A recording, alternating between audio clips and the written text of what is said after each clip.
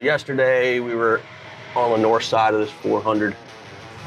We put up 2 killer box blinds, wrapping up the logging project part of this, and the gaps and the fences that we talked about real early are all cut, and the logging road spider web all leads into coming through those gaps. We're kind of on the final phase right now, winding things down. Lee's already out west hunting. Me and Bobby are trying to put the finishing touches on this place. It'll be a busy day.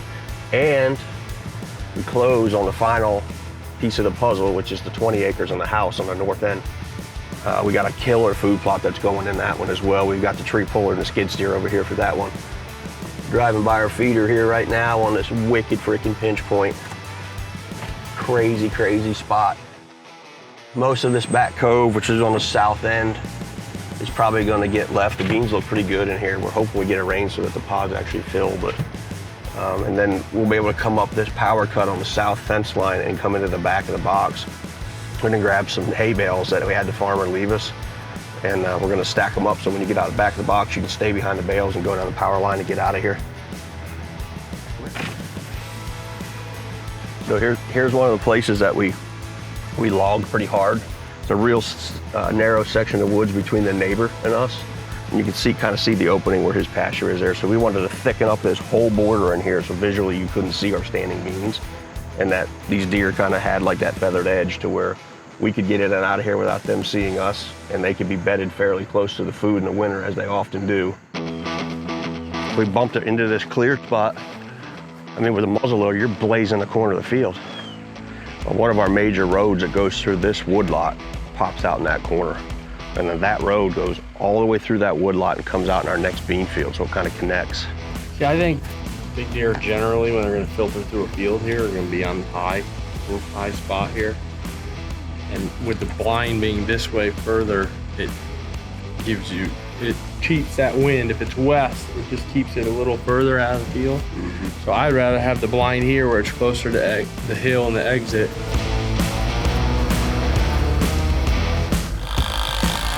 If somebody bought this farm and they had a tag for this zone, we have got 4 deer that are pushing 170 or over 170 on this farm. And like, I feel like we could put somebody on a big deer like that right now. That's how patterned. One of them is pushing he's way up in the 180s. Yeah, that 6x5 has got to be mid 80s. And the big 9-pointer that's on the north part of the farm, he is like clockwork. Daylight, daylight, daylight, daylight, daylight down in this one super huntable gap. I mean, how tight's that area down there where he's at? I mean, it's a slam dunk. I know, I wish I had a tag. If I had a tag, it would be all over the first couple of days of the season, I can tell you that. What if we both had tags? It would be all over back to back, maybe the first evening. That'd be scary. Superstar.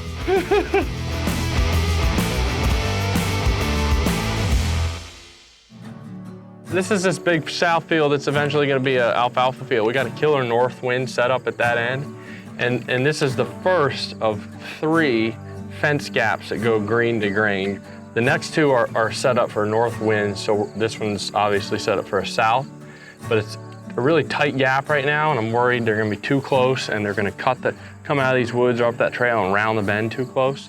So we're going to open this up another 10 yards to that bush, leave a bunch of branches for him to scrape on, and just drop a couple hay bales there by the trees just to kind of get them out away from the tree a little bit. This is like game changer probability stuff. Like, you'll run trail cams here. There's 1 year it's going to be a certain area of the farm. There's going to be 2 or 3 gaps he's using, but you're going to find that 80 or 90% of the time he's using the same one during times of the year where he's powderable, like October. And it's one of them deals, like, if you pay attention to the weather fronts and stuff, I mean, the odds of your first sit of shooting that deer when you have situations like this are just through the roof. 2 years in a row on our Cass farm, same gap, first sit, target deer down. Cell cams have come such a long way too. You know, not only do you have a slam dunk gap, but you've got a camera on there that's giving you real time feedback to where you know you see that coming, you see that daylight movement, instantly you can be in a stand and kill that deer the next day. And in late season? Yeah, I mean, you watch him in the morning, go through the gap, he's gonna come back out that one. That's what a lot of these deer are already doing. The same deer are going in, you can see the sunrise, they're going in, Hour before center coming right out the same Late gap. season, same deal. It's like death trap. Everything that makes a farm flow and makes it easy to get in and out and hunt efficiently, we all do during the logging phase, because obviously the equipment's here, the skid steer's here. You know, you got multiple people that are here doing multiple things. You know, the average guy takes a farm like this and wants to do all this manipulation that we do to it. It's not going to be a cost-effective thing for somebody to do. But the logging is the tool to do all these cool things that we do. So this spot here, I mean, it's another slam dunk. We mulched this plot out here, set up for a northerly wind. You can get away with straight west. You can get away with anything in these blinds, but when you got to open the window, you know, it's still important to try and make sure they're not going to be downwind. Although you do have a couple second window to make it happen. So what we did with these plots, that first one, big one's going to be alfalfa, so it'll be low maintenance, the big one. The second one is going to be brassicas, which are already planted, and then this one's going to be some type of cereal grain, probably rye, oats, and then clover, which will come up next year big time and be established for the future. So we got this road. Most likely, you might have a couple deer in here, but most likely, you know, the theory is a lot of them will have transitioned out to this primary food source. They'll be on the other side of these cedars, so you'll be able to pop down and go whoop and shoot right out of here. We're gonna use these hay bales to make our egress a little better, you know, hedge our chances of getting out of here without blowing the field up. On the right night, I mean, even if there was like a south wind and I knew there was a big deer coming in here and we had the most perfect, like he's gonna be here tonight, I would get in that box with the wrong wind, let it do whatever it wanted to do, because it's gonna be sent tight enough where it's not gonna spook deer.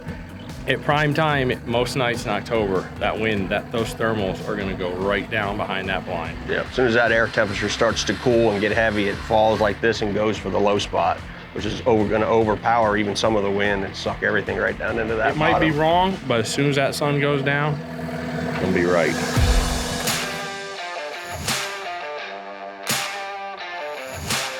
All right, so this was the spot where me and Lee went back and forth about 50 yards versus the 20 yards.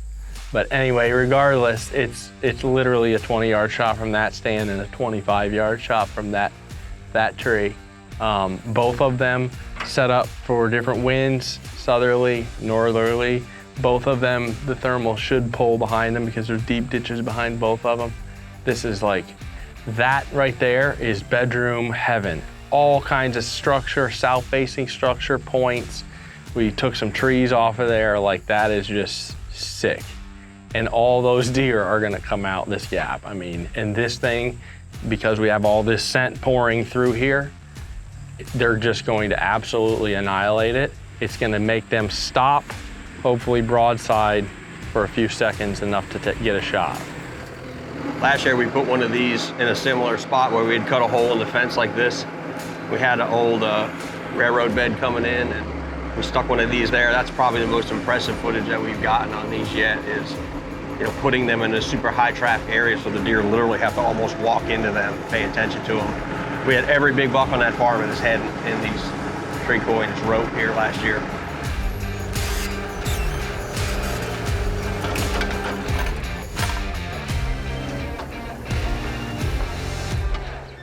We picked this tree stand location basically right away. Because it's got perfect egress. You can slide right in behind it and get to the main road in and out of the farm. Hunt it with anything south or even a straight west. Thermals will pull same direction it's set up for off the back. We've been talking today, like, this farm, it's just so easy. User friendly. Yeah, it's like, it's easy, it's no brainer. Like, you don't even have to think about it. You put cell cams on certain spots and they're gonna tell you exactly where to be and when to be there. And like, even the maintenance of this place, like moving forward after year one, this would be alfalfa, and then all my little green plots I think I would do to clover. Yep. And I would just overseed my grain on the other side of every gap into brassicas and cereal grains. And that way I had everything they'd want in a deer season, and literally you could have the farmer that's maintaining the alfalfa mow your clover plots, and that this whole setup would literally, from the hunter, would require hand broadcasting if they couldn't get the farmer to do it, to overseed your grains, and then running trail cameras. That's it. I mean, everything else should get really taken care of by the tenant. Yep, and that's kind of by design. You know, the total strategy is all designed so that once you purchase the farm, you're on coast mode. You're just hunting it and enjoying it. That's it. You're just maintaining. Yep. And I mean, I can just go ahead and tell you, you're not gonna have to make any serious changes. I mean, those gaps are there for a long time. They're already using them. And you're just gonna shoot deer out of them. We're repeating this theme, same theme from the south side of the farm. It's just bedding, little green staging plot, gap in the fence, grain.